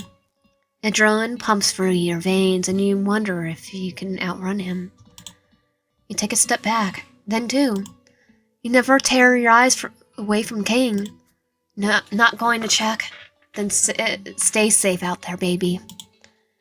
Out on free, you spin on your heel and bolt towards the end of the alley. You wait for the gotcha moment. For a bullet to pierce your shoulder. or his body slamming against yours as he catches up and pins you down. It's something you could see Adam doing, the thrill of the hunt. He doesn't, and you're almost to the end of the alley. Hope actually begins to bloom in your chest. You still one last glance at Kane, and then when you feel a sharp stabbing pain in your head. It's similar to what you feel earlier, and you're left gasping for air, the headache causing auditory hallucinations that sound like static. It's almost like it's sending off warning signals. You hear the swoosh in front of you. Kanan finally turns to look at you. His eyes widen. The cigarette falls from his parted lips. And... crack. A brute force hits the back of your head. You crumble to the ground in a heap as the world falls out from underneath you. King.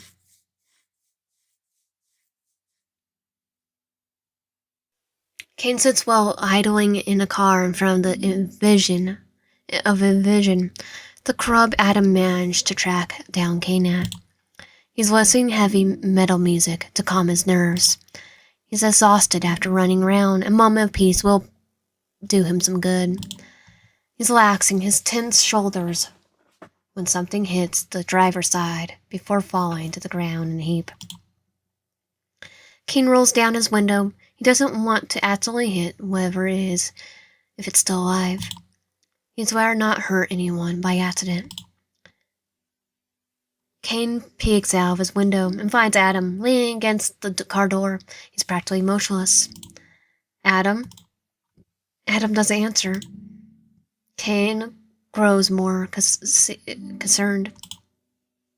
Did something happen? Is he hurt? He doesn't seem to see any visible wounds, but there's no telling if it's hidden somewhere beneath his shirt. Adam? He tries again, his voice still gentle, with a slight increase in volume. Adam shakes his head, much to Kane's relief.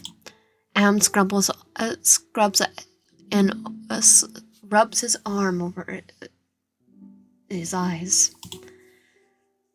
Drops his arm, pauses, then rubs his eyes a little harder, this time before peering up at Kane.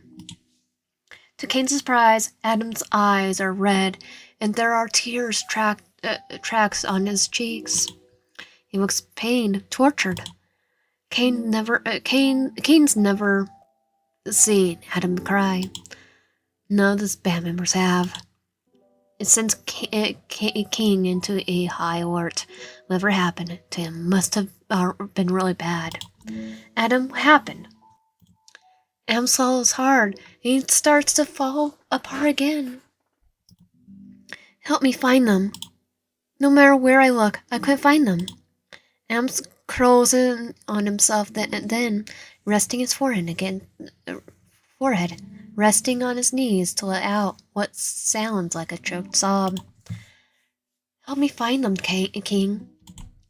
I don't know what will happen to them if I don't. I don't want them to die, King. I was like, Kane. His voice goes softer, barely a whisper. I don't want them to die.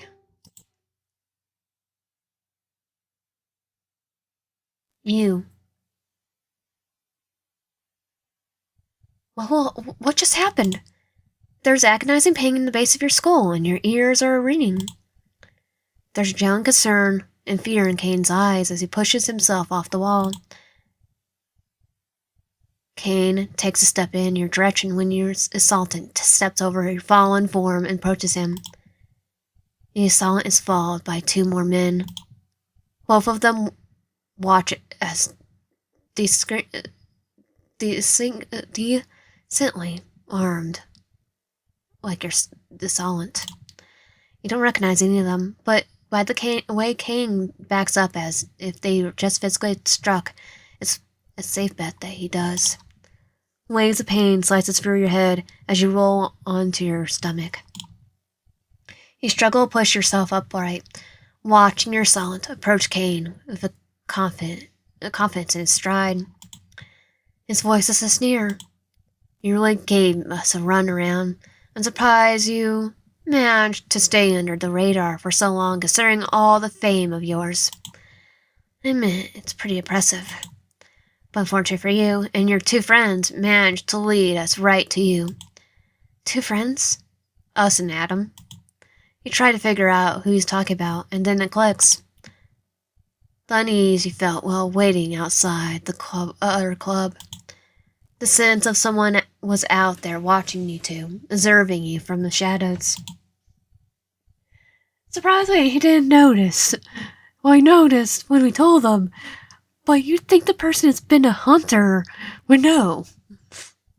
They were the reason behind it, these free men. But who exactly are they? And how did they assume you led them to Cain? No, the answer is that is obvious. Adam and Cain worked together. If they wanted to track him down, it would have be easy enough if they followed someone who knew him personally. And since they saw you associating with Adam, they probably figured out that it wasn't far-fetched that you might also also work with Cain. But by some twisted luck of draw, you accidentally finding Cain meant they did too. Where they followed you around in the club this whole time. Pretty sure. Even though Devin, pretty sure. How is that even possible? He swore that they left you alone as soon as you entered the club. When could have there had been a chance to creep on you? How did it get past both of you and Adam? This person. You get your answer when you hear a vaguely familiar voice enter the fold. He doesn't join in with others who have circled Cain. Instead, he kneels down next to you, and you see a vibrant blue eyes and wide smile that makes your skin crawl. You don't recognize him, but your body recognizes the danger he poses. And we got a free show to boot, you two. The fourth man says, directing this part to you. Sure got busy on that couch. I'm honest enough to admit I felt a tad bit jealous, but your boyfriend is on a whole nother level. Whoa boy. Yeah, would be killer to boyfriend, yep. Sounds about right. He shivers and shakes his head. Talk about a scary butthole. Can they do me next? Icicle chill sweeps for you. That's who said it. His voice. He's the guy from earlier. The observer that riled up Adam. That's how they managed to creep up on us. They started tailing us when we got distracted. Well, we distracted him. The man's unsettling smile grows wider. Pleased with your finally placed him. A shame he's not here to protect you now. Then again, you did get him drunk, so there's a lack of foresight on your end. Yeah, that was not a good idea. Elias, it was enough chatting. We should still move this along before we draw attention. Drag them over. You got it. This is like a nerd boyfriend rival. The blue-eyed man grabs you. Blue-eyed man grabs you by the back of your collar and you grunt as he pulls you deeper into the alleyway. He dusts his hands off once he's brought you within range of the group. He plants his boot on your back to keep you pinned. And guess it's only fair to give you a show after the one you put on your earlier.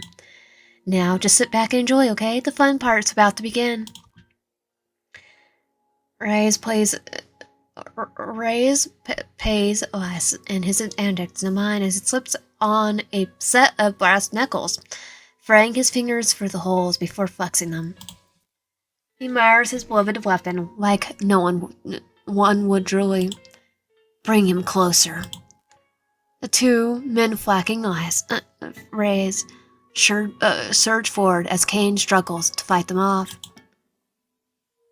With 2 against 1, it doesn't take long for them to subdue him, wedging his arms behind his back before they force him to kneel at Ray's feet. Kane's eyes flicker to you, then back onto Ray's. At least let them go. They got no ties to me. I don't even know them. If that's the case, you should be more concerned with what I'm going to do with you over a stranger.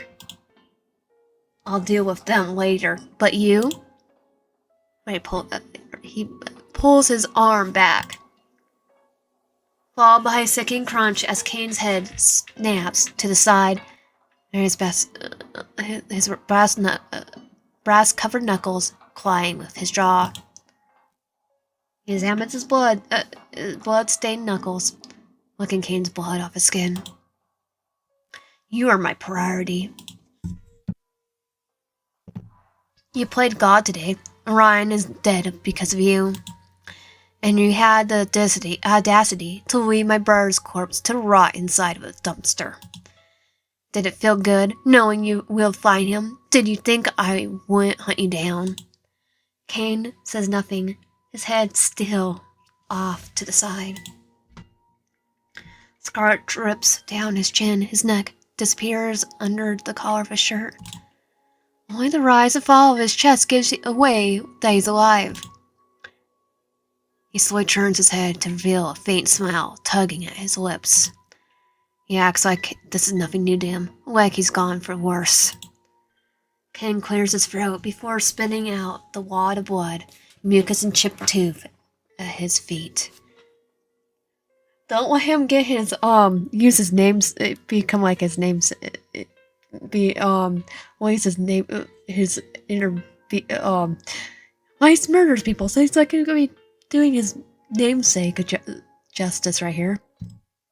He lets his head tip to the side. He acts like he doesn't bother him, like he's used to this sort of thing. Like it's been for worse. Does being this crap out of me make you feel better? Come on, well, go a little harder. Make this fun for both of us. He snaps. He sinks his fist deep into Kane's gut before withdrawing and continuing to do it over and over again. Kane doesn't make a single noise the entire time. He simply screws his eyes shut and endures. The sickening thump of flesh being beaten to a pulp makes your gut twist into horror and empathy. Out of everyone you met since Adam turned your life upside down, he's the only person who opted to let you go. Who bothered to look their way. Maybe he's a crappy person. Maybe he killed people. But the men surrounding you clearly aren't saints. You grit your teeth. Go to prop yourself up when he digs his heel into your back like he's crushing a bug. Hey, our friend here is getting antsy. What should we do? The punching stops. Whatever you want. Uh-oh. Kane hears this and begins flashing around before he stinks his fist into his gut again. I told you, they didn't do anything. And earlier near did Orion, yet he killed him. You know why I killed him. I didn't have a choice. Bull crap. There's always a choice, and you chose yourself like the coward you are. You want to play innocent? Fine. Let's play a fun little game then. Yeah? I'm not gonna pronounce his name. Give them to me. Oh, got something fun planned? He sounded pleased and tossed you before Ariah's feet. He nods to one of the men restraining Kane. Xander, give him the knife in your belt. Neil, keep your gun on him. If he tries anything, shoot him dead. Both men do as they are told. Kane looks down at the knife in confusion, staring down at his beaten-up face reflecting on the steel. You have a decision, Kane. You can either choose to sacrifice yourself for someone you consider innocent, or you can do what you did with my brother. You can choose to be a coward and kill the person right here and now. Adam might have a thing to say about that. Either way, the decision's up to you. The air gets stuck out of your lungs. Your head whips in Kane's direction. Kane's power has gone completely chalky white. Don't make me do this. Don't make me choose between my life or theirs. Well, it should be easy, right? You do it every time you supposedly called on. But this person here is innocent in your standards. The right choice would be killing yourself. Well, according to Adam, not innocent. He smiles like he knows that's not what Kane would choose. Oh, they're screwed. Just laughs.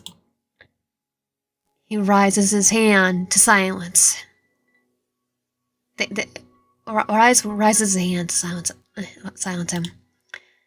Go keep an eye out to make sure no one comes through here.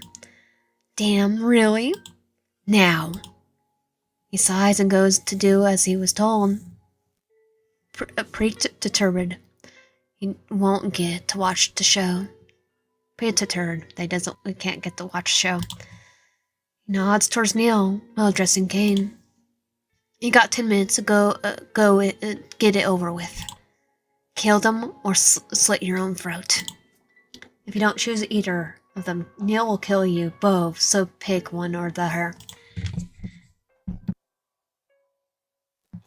Kane stares at the knife in his hands like it's alive. Yep. You manage to stand on shaky legs, bracing yourself for a fight, and getting ready to defend yourself. Kane swallows hard. He slides the pads of his fingers along the sharpened edges of the blade, wincing as blood wails from the slender cuts of his fingers, dripping down his hand. He stares at the moment, his palms open in quiet consideration. He's probably imagining how much stabbing himself would hurt. Squeezing his eyes shut, clenching his fist, and gets to his feet before holding the knife out in front of him with his uninjured hand. His hands are apologetic when they finally open to meet yours. I'm sorry, he mouths. You let out a small, harsh laugh. You want to hate him for his decision. You want to hate him for choosing his life over yours. But like he understands why you're running away, and you understand this, and the need to prioritize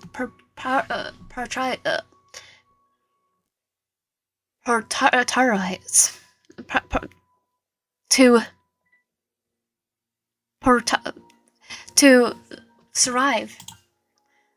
Like, I'm trying to say it, but my brain's like, nah, I don't want to do it today. Because you managed to winch the knife out of his hands, you're liable to kill him too. So you don't hate him. You're just going to do what you have to do, so is he. It drives him to lunge for you.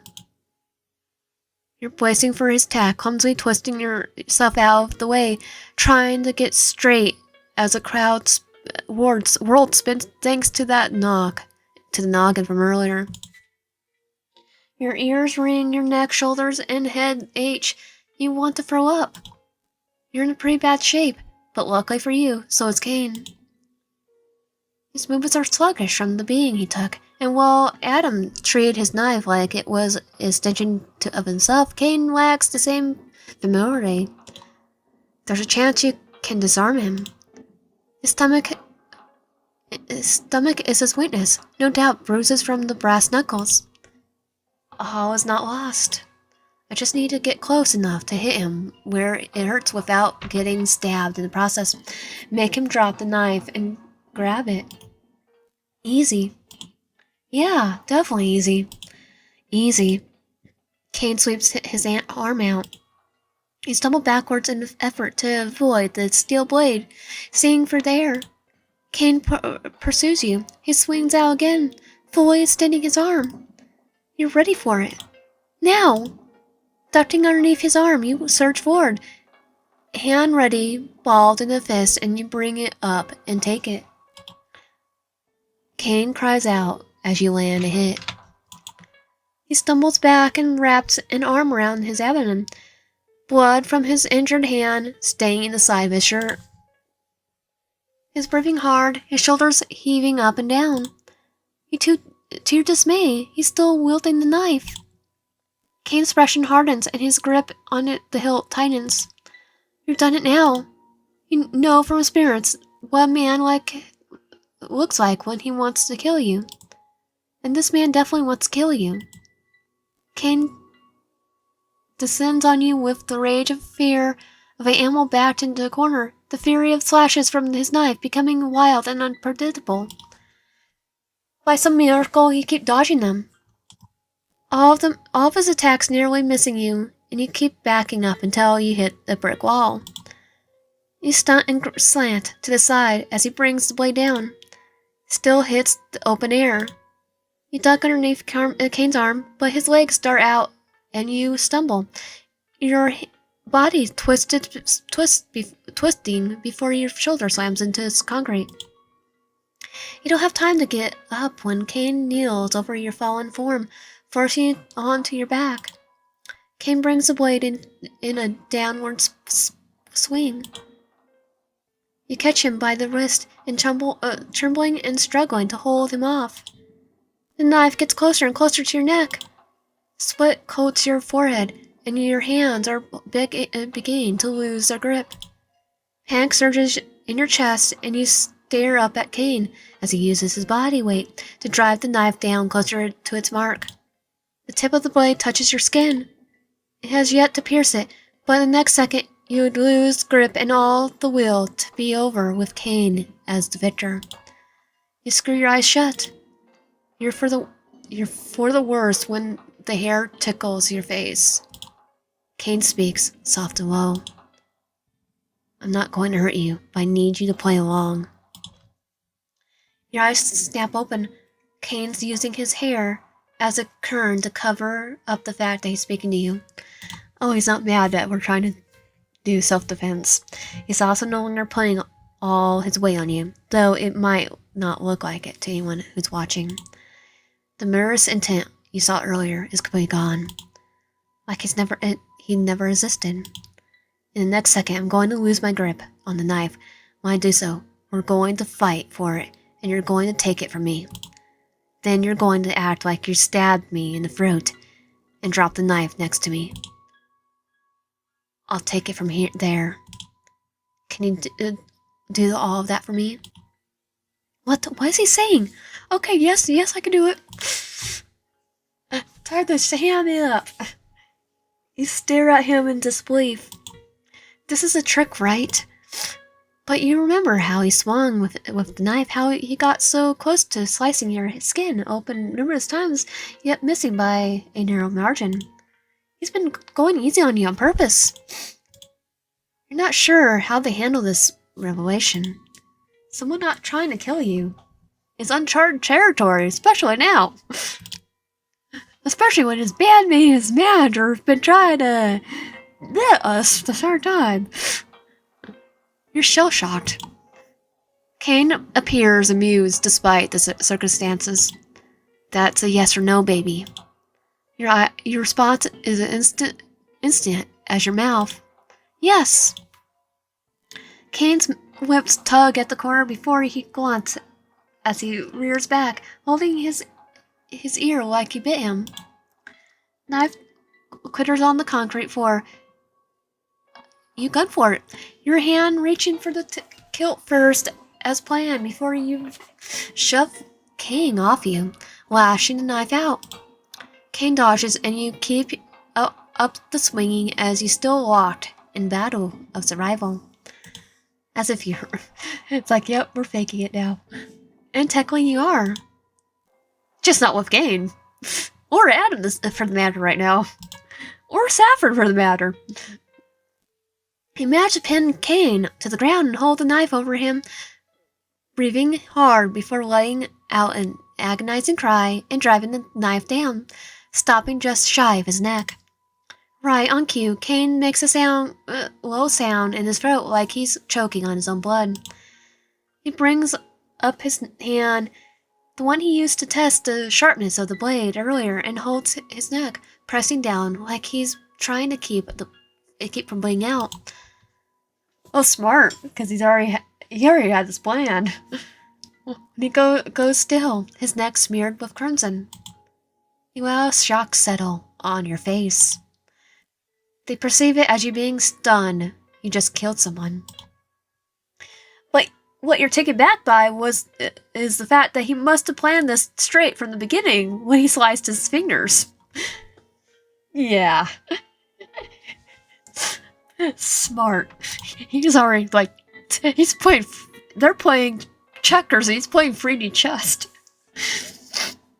The question is, will a plan he came up with on the fly work? You're a bit doubtful. No, I'm pretty sure it will work. These guys aren't very bright. As soon as they got close enough, they'll realize the truth. But you've got nothing, so you go with it. You breathe deep and get off him, playing the knife drop from your fingers until it clatters to the ground. Right within his reach. So you can go stab them. You, come here. Neil, go check on the body and retrieve the knife. You hesitate before walking towards him, hoping that whatever Kane has planned works. You pause before him. You're not going to let me go, are you? He smiles. It doesn't reach his eyes. What do you think? That you got a bad movie villain cachet. You should do better. That you're bad movie cachet villain, and you should do better. You. He's interrupted when a gunshot rings out, and you turn around and see Neil stumped over Kane's body, and Xander fires more gunshots at Kane. Another bullets hit Kane, who uses Neil as a meat shield. Okay, bye-bye, Neil. You must have gotten the gun off Neil. Probably after he managed to use the knife on him. Kane aims the stolen gun at Xander, managing to clip Xander's shooting arm despite his unsteady aim. His hand goes to his hip before he reveals the holster. Get your butt over here now! I would, but I got trouble. As a Adam-sized trouble? Cause he's probably drunk and ticked off. He whips his head just in time to see him backing up from the opening of the alleyway, making little hoops and heads light flood the area. King and Adam he turns tail as the car almost comes bearing down at him. He drives just short of where you are and stands as the car comes to he stands as the car comes to a screeching halt, unable to squeeze any further into the alleyway. You spot the blonde guy in the driver's seat. A brown-haired guy grins from ear to ear on the passenger side, holding out for a hero. By Bonnie Taylor blasts through the car's stereo sound. The identity of the two men are unmistakable. Ethan and King have arrived on the scene. They both get out of the car at the same time, and Ethan cups a hand over his mouth. Alright, who called for the Uber? Whoa! A shot rings out, and Ethan yelps, ducking to the side, and the bullet bursts through the windshield, scattering the glass. The shards litter the dashboard. Ethan looks down at the ruined windshield before looking over the roof at the car at King. Do you think they're buff out? Sir, they're just making jokes now. He cocks his gun and draws the two men's attention. That was a warning shot. He aims a gun at your head, but the next one won't be. Neither will this one. Kane comes from behind while holding his shoulder. Xander's body lays motionless on the ground. In the midst of all the chaos, Kane must have gotten the bear shot in and wound up killing him in a result. Drop the gun. If you touch the trigger, I'll take both me and your little friend out here out. He aims his gun, circling in between Ethan and Kane. Kane's grip on the gun tightens, and no one dares to move aside from. Is there the? It was I cannot pronounce the name. Who keeps an eye on Kane and Ethan? No one's really paying you any mind. They consider the threat. You're just a hostage here. You speculate whether Adam has anything in his wallet that can help you. Other than money, you could fling at them. Because making it rain on them would totally help the situation. You're not sure what he's got here. Keeping an eye on him, you inch your hand towards where you stole away Adam's wallet. Closer, closer. Your fingers barely blush the letter when he drills the gun deeper into your skull. He watches your arm behind your back. Don't think about it. You wince and then notice something out of the corner of your eye. Purple hair catches your attention. Oh, he looks pissed. At this angle, the only one who you can see Adam visibly enough is you.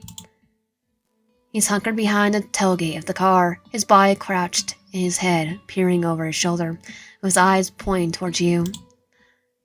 When did he get here? Did he come on foot, or was he in the car too?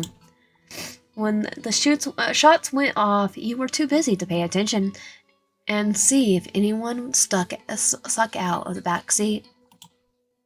It doesn't matter. Either way, he's not going to be any help. Are you sure? Because he is a trained killer. All you notice his eyes darting to you, and then off to the side where is out of sight from his angle. Almost like, does he want me to keep him talking? No, that's probably not it. Oh, probably it. He wants to be the person who kills him, but he keeps making the motion. Well, there's not much else I could do. Can I ask you a question? No. Oh, I'm gonna ask you anyway. That was fast. You don't even know what the question is. He looks at you. Does this gun by any real imply I'm here to entertain your antics? I mean, we're all standing here not moving in a stalemate. You say as Adam slips forward, still crouching as you bladder on, trying to keep his attention on you. What's the harm in hearing me out? Because I'd rather not hear you talk at all. Mean, I like my voice. I think you'll be very interested in where I'm going with this. He searches your gaze for a moment, and you hold it. What is it? I mostly want to speculate, but you probably know a decent amount of weapons, right? You and your friends have been carrying them on your person, after all. Yes. So what's the one you call? So what's the one you called? The one that got handled and got like steel poking out of it? What's that called again? A knife. He wrinkles his brow, confused what you're going with this, before his eyes widen and his head whips in the direction of the car. Right as a knife embellishes itself in the center of his forehead. He wipes his head towards his friend and shouts. Yeah, Adam got him. Then starts shooting wildly. Even King ducked behind their prospective car doors, and Adam already is outside. He stares blankly before his body slumps and falls over. His gun clickers off and it disappears underneath the alleyway dumpster. You hear the man. You stare at the man. A man dead in your feet. The sight of a knife embedded in the man's skull makes you want to throw up, but you're not paying attention as he levels his gun in your direction. Well, I mean, this time might want to throw up, but that was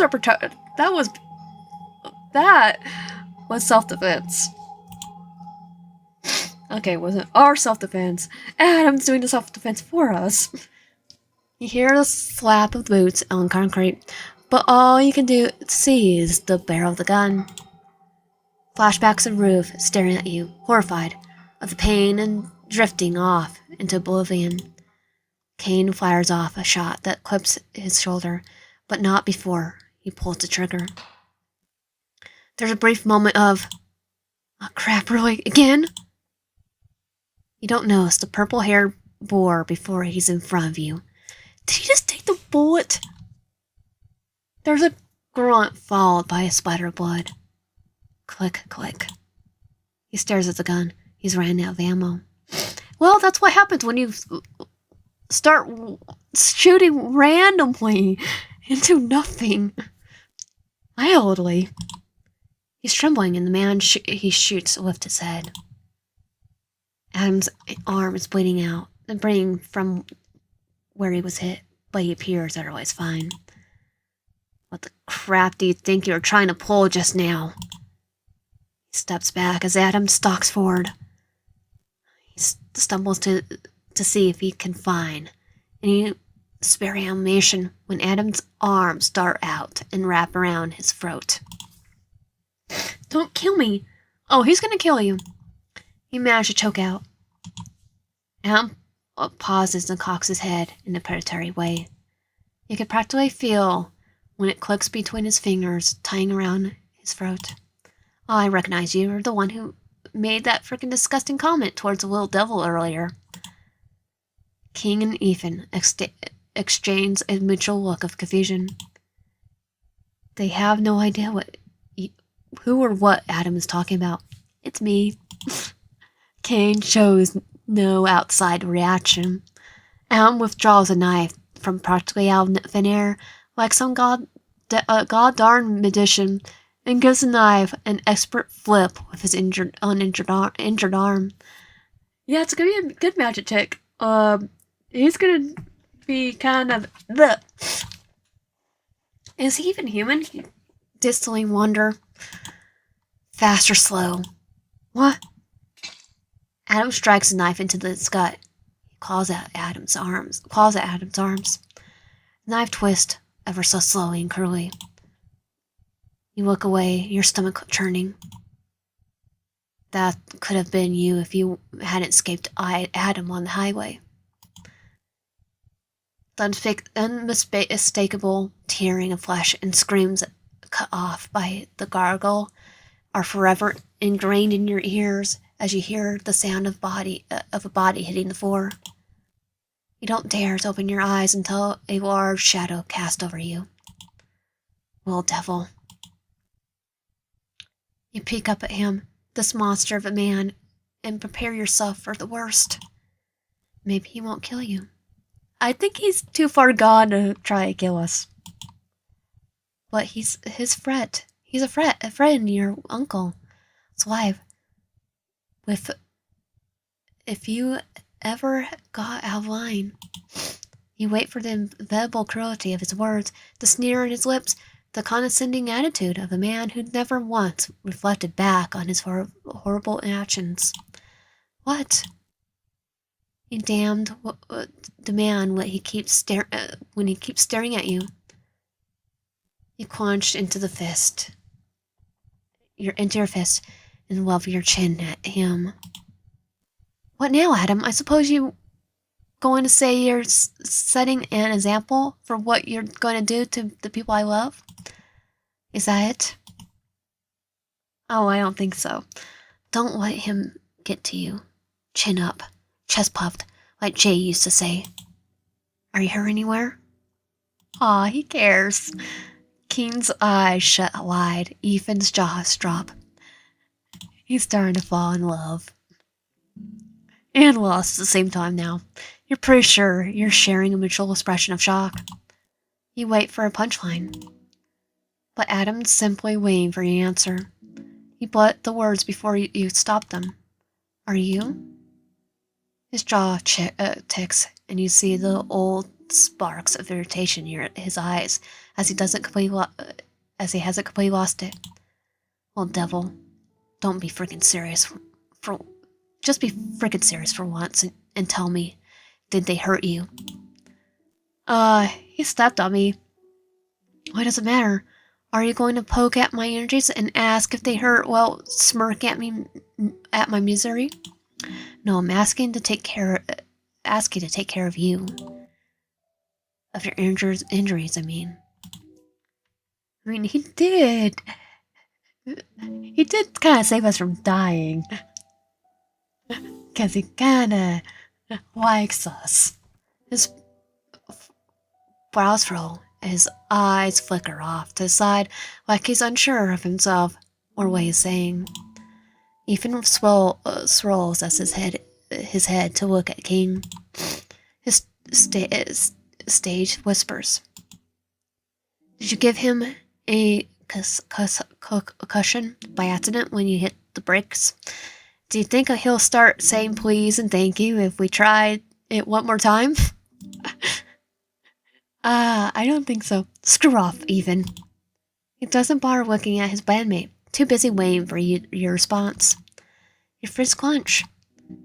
Is he being serious right now? You don't understand the sudden tonal shift. Maybe the alcohol is still in his system. He still looks flushed and a bit disfaved, but he couldn't care less. Not after everything he's done to you. Not after all the threats, the violence, death of your own family member. Well, she did shoot us, right? I remember she shot us. By accident, but nothing he does will wake up. Well, technically, she was trying to get him, and our lives didn't matter. So, yeah. Nothing he does will make up for what he's done. Not that he cares to. So she kind of deserved it. You don't believe this man is capable of anything like that. I don't want you to touch me. I don't want you to take care of me. What I want from you? Step forward and jab at his chest. What I want from you is to get the crap out of my life and leave me alone. I never want to have to hear from you ever again. I never want to speak to you again. Understand? Do I have to repeat myself? I can't do that, well, devil, even if I wanted to. And why not? Give me one good reason why you can't. Alan dips his head and rubs his hand down his face. His voice is barely above a whisper. How do people do this? What? Not going to explain to me? Are you going to keep your secrets as usual? Tell me the same thing you did back at the hotel? Ants whispers press into a tight line before he looks up. His gaze searches yours. You could tell he was wavering between going back to his bullcrap again and being honest for you for once in his murder spree of a life. He comes to a decision. His voice is quiet like a sinner preparing to open up in a confession booth. It's because I'm not an ordinary person who won you dead. It's because I'm not the original person who won you dead, little devil. I was sent to kill you. Your veins turn to ice. Even Cain appears stunned now, staring at Adam like he can't believe what he's hearing. And suddenly remembering the exchange between him and Cain from earlier, when he brought Cain to his knees and punched him square in the gut. You attack Cain. Cain? Cain swallows before nodding. He tucks the gun he stole in the waistband of his jeans. Go ahead, baby. That's a nickname. You could feel Adam's bristle, and it looks could kill, Cain would be dead on the ground like the a certain someone. 10 times over. My ad. You ignored Adam. Did you say you didn't have a choice when you were talking to him about killing his brother? Cain's eyes flicker from you to Adam before returning back to you again. Yes. Did someone order you to kill him? Yes. You finally bring your attention back to Adam, who currently stops glaring at Cain to meet your gaze. Were you ordered by the same person? It's Adam who answers this time. Yes. We were. God.